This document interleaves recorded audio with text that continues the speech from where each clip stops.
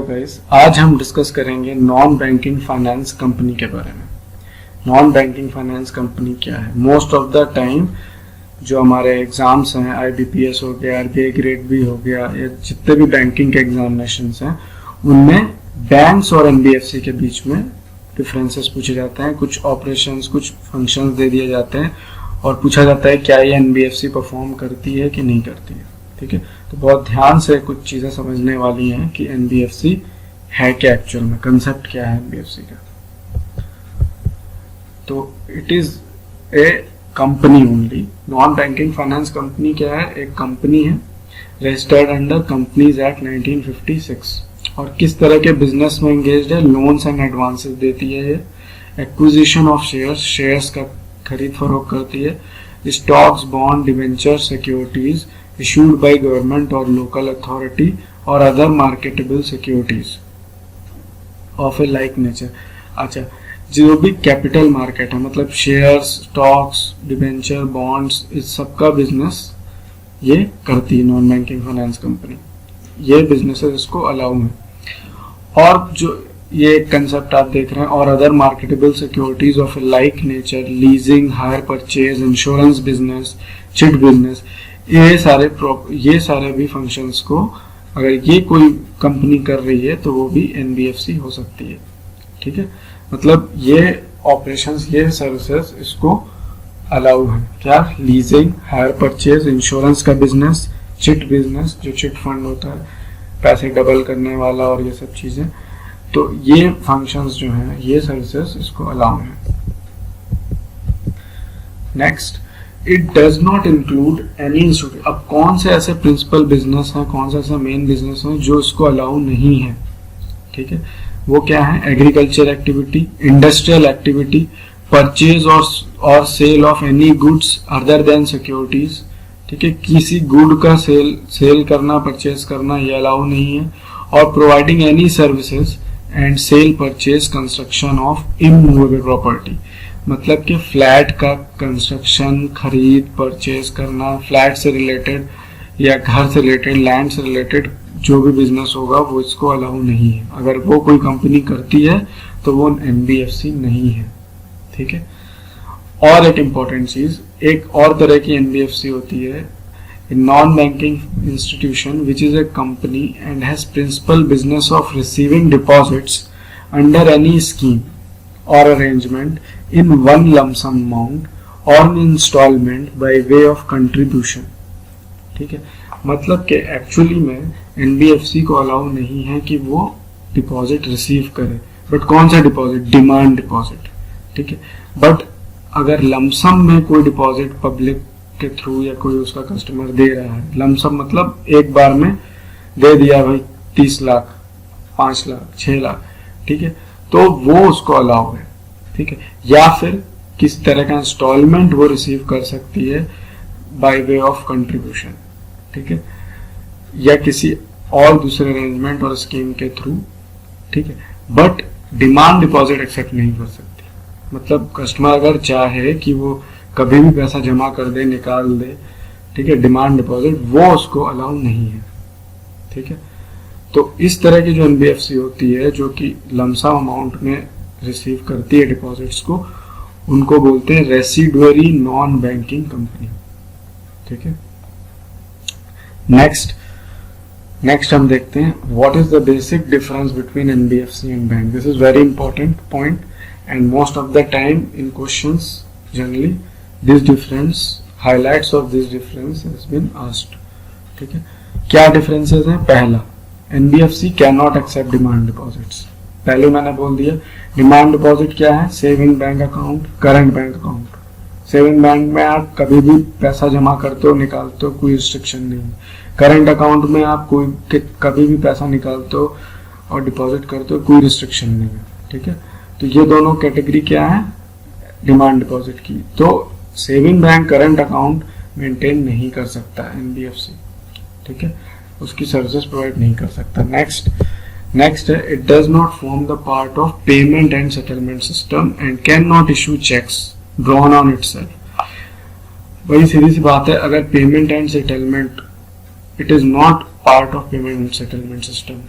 अगर आप payment settlement का पार्ट नहीं हो तो आप चेक भी इशू नहीं कर सकते, क्योंकि वो भी एक पेमेंट का पार्ट है।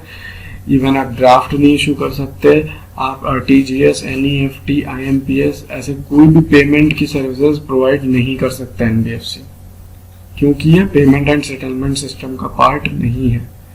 ये भी एक बहुत इंपॉर्टेंट डिफरेंस है बैंक्स और एनबीएफसी में। Next, deposit insurance facility of DICGC. DICGC क्या है? Deposit insurance credit guarantee corporation.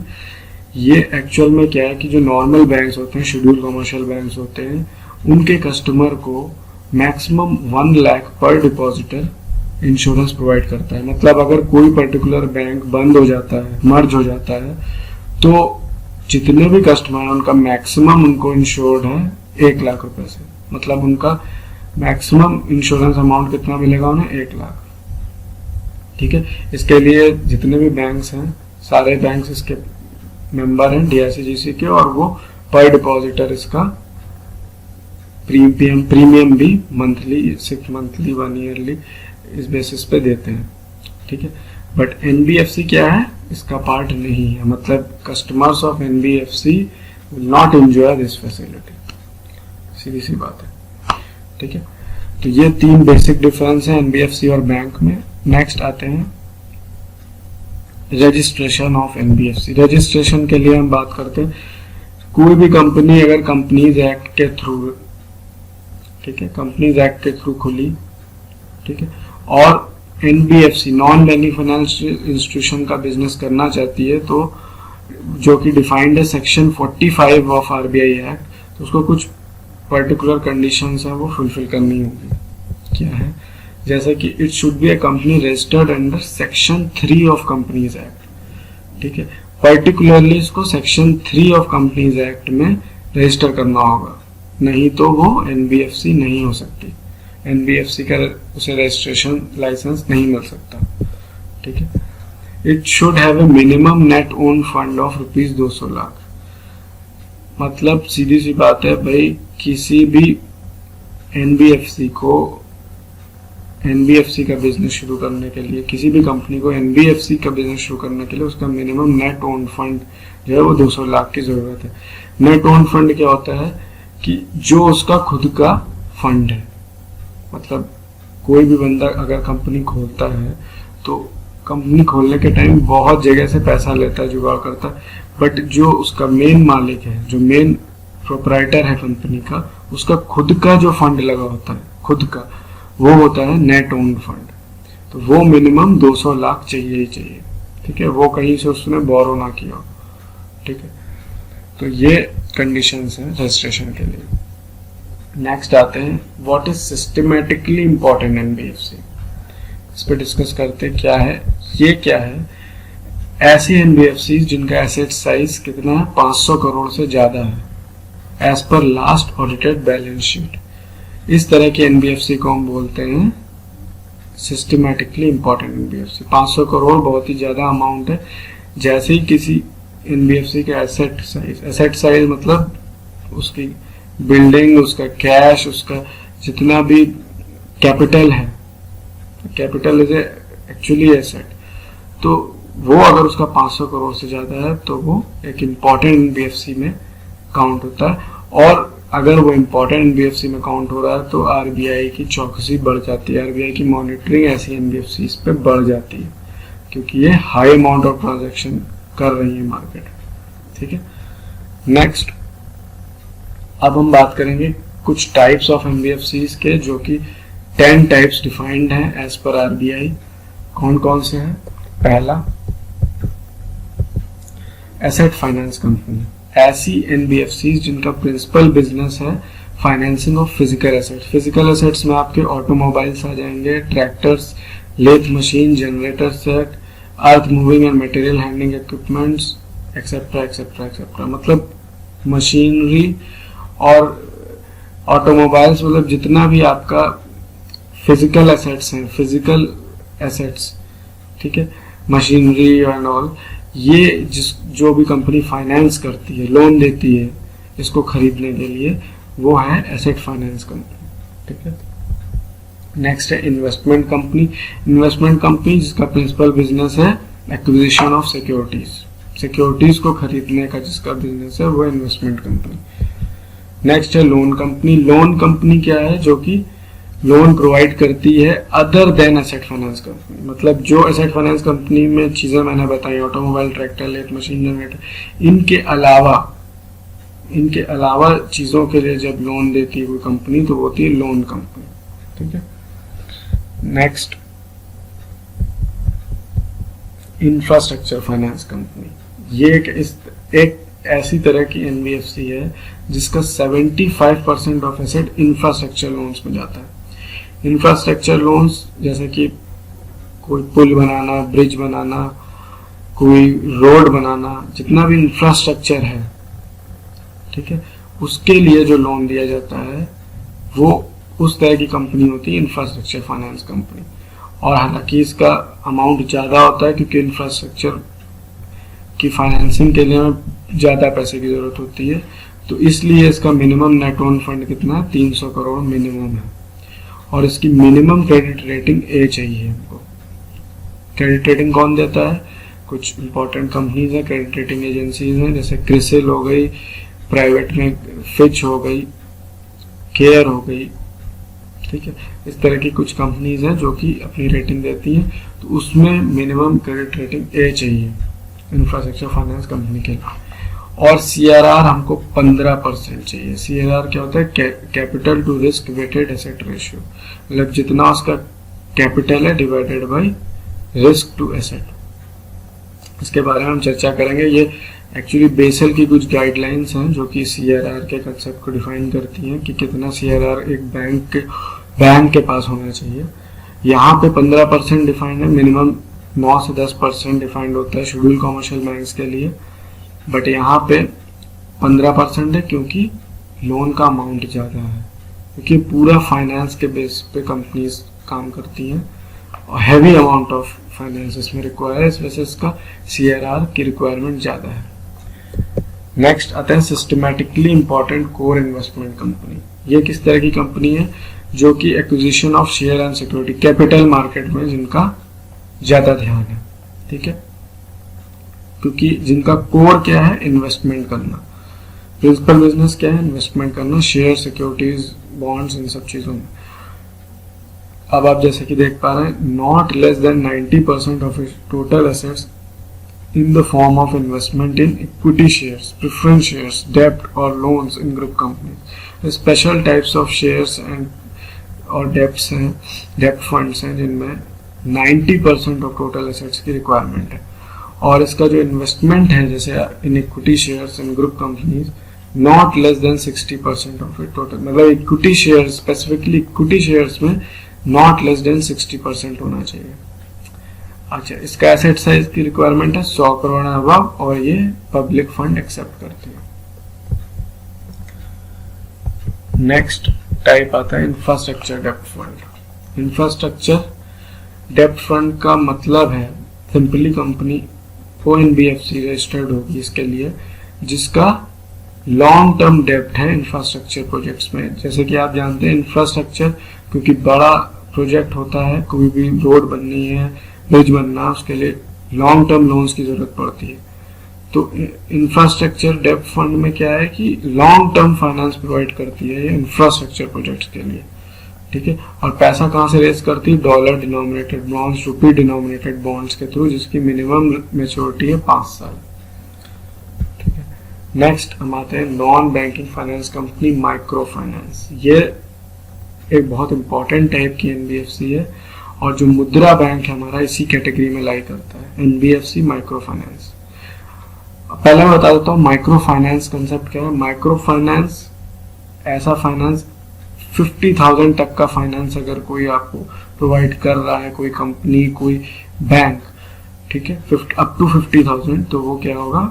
Micro finance. Micro में छोटा फाइनेंस 50,000। ठीक है, तो जिसका टोटल एसेट 85% से कम ना हो। ठीक है, किन किन चीजों के लिए? ये कुछ क्राइटेरिया हैं, 5 क्राइटेरिया हैं। क्या है?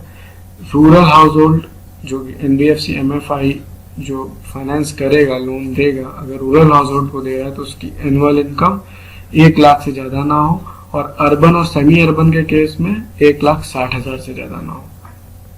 नेक्स्ट आते हैं loan amount does not exceed 50,000। जैसा मैंने कहा माइक्रो फाइनेंस है तो 50,000 से ज्यादा से स्टार्ट नहीं कर सकते। अगर उसकी क्रेडिट हिस्ट्री अच्छी है, इन फ्यूचर वो लोन रिपे कर दे रहा है, तब उसकी हम साइकिल को क्रेडिट लिमिट को बढ़ाएंगे, 1 लाख कर देंगे। लेकिन total indebtedness of the borrower, मतलब किसी पर्टिकुलर टाइम पे इंटरेस्ट लगने के साथ बाद किसी बोरोवर का आउटस्टैंडिंग बैलेंस 1 लाख से ज्यादा नहीं होना चाहिए इस केस में, ठीक है। और tenure of the loan not to be less than 24 months, ठीक है। For loan amount in excess 15,000 से ज्यादा का लोन अगर इस कैटेगरी में मिल रहा है आपको, ये non banking finance company micro finance दे रही है, तो 2 साल से कम के लिए नहीं देगी लोन, ठीक है।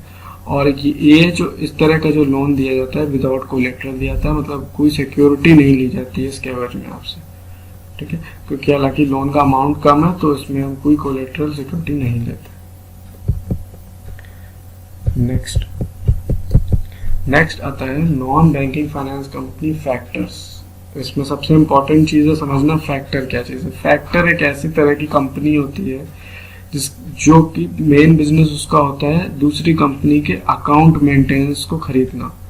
बहुत सी कंपनीज अकाउंट अपना खुद मेंटेन नहीं कर पाती, तो वो क्या करती, थर्ड पार्टी को दे देती है अपना अकाउंट मेंटेन करने को। तो अकाउंट रिसीवेबल्स को जो सेल करती है, जो परचेस करती है कंपनी, मेंटेन करती है दूसरी कंपनी का अकाउंट, उसे फैक्टर्स बोलते हैं, ठीक है। और इसके बिजनेस को फैक्टरिंग बोलते हैं, ठीक है। और ये नॉन डिपॉजिट टेकिंग टाइप की एनबीएफसी है, मतलब ये कोई डिपॉजिट नहीं लेती है, ठीक है। और इसका जो आप देख पा रहे हैं फाइनेंशियल एसेट्स हैं इन फैक्टरिंग बिजनेस 50% से ज्यादा नहीं, 50% से कम नहीं होने चाहिए, एटलीस्ट 50% होना चाहिए। और जो इनकम इससे डिराइव्ड होगी फैक्टरिंग बिजनेस से, वो भी 50% से कम नहीं होनी चाहिए। उसकी ग्रॉस इनकम जो है 50% से कम नहीं होनी चाहिए फैक्टरिंग बिजनेस, तभी वो एनबीएफसी फैक्टर्स कहलाएगा। नेक्स्ट आते हैं मॉर्टगेज गारंटी कंपनी। अब यहाँ पे कंसेप्ट समझना मॉर्टगेज का इम्पोर्टेंट है। जब भी हम कोई हाउसिंग लोन या कोई बड़ा लोन लेने जाते हैं, फॉर एग्जांपल हम 50 लाख का लोन घर का लेने जा रहे हैं, फ्लैट खरीदने जा रहे हैं, तो हम क्या करेंगे, 40 लाख तो हम बैंक से ले लेंगे, वो कितना फंड हमारे पास होगा नहीं, और जो बचा हुआ 10 लाख है मार्जिन अमाउंट, वो हम डाउन पेमेंट कर देंगे।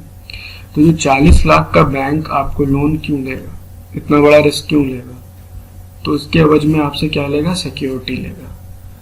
इसके अगेंस्ट में 40 लाख के लोन के अगेंस्ट में आपसे सिक्योरिटी लेगा। अब आपके पास अगर सिक्योरिटी नहीं है तो जो आप घर ले रहे हो वही वो मोर्टगेज में आपसे रखवा लेता है। मतलब इन केस इन फ्यूचर अगर आप अपना लोन नहीं पे कर पाए तो वो उस घर को सेल करके रिकवरी कर पाए अपने लोन की, ठीक है। तो और इस प्रोसेस को कहते हैं फोरक्लोजर। अगर आप अपना लोन नहीं पे कर पाए, डिफॉल्ट कर दे और बैंक उसको उस मॉर्टगेज प्रॉपर्टी को सेल कर दे आपको बाहर निकाल के, तो उस प्रोसेस को फोरक्लोजर बोलते हैं।